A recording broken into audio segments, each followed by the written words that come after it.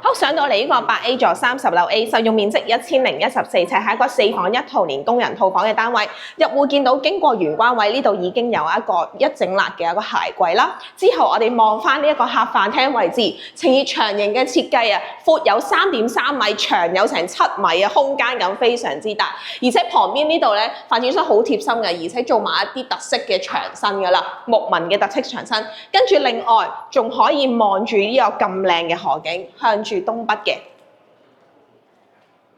咁由於執收緊嘅關係，我哋就唔可以出去啦。咁呢邊其實就會有道玻璃趟門咧，出翻去露台位置嘅。咁呢邊仲會有一個對流窗添。好，首先望下廚房，廚房就係長形為主嘅，做咗個 U 型工作台面，配備就係 Miele 嘅1 set 嘅交樓標準爐具啦。旁邊仲會有一個工人房嘅部分嘅。好啦，望下啲房間先。咁呢度4間房、3間房都係可以望到呢一個河景嘅。房間咧就細細地啦，擺單人床啊，擺個書台係冇問題嘅。咁可以咁多間房，其實呢一間做書房，嗰一間做下休息室又得。好啦，另外呢一邊呢間房咧就望唔到河景嘅，就細啲。咁所以呢間可以做下譬如活動室啊、store room 啊或者學習室都得嘅。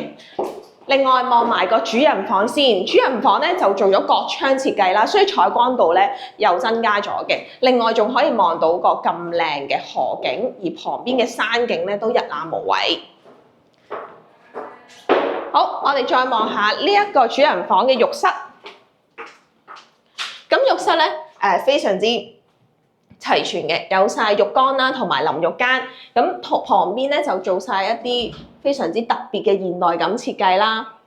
好啦，呢一個就會係個4房1套加埋一個工人套房嘅單位，就係1014尺嘅。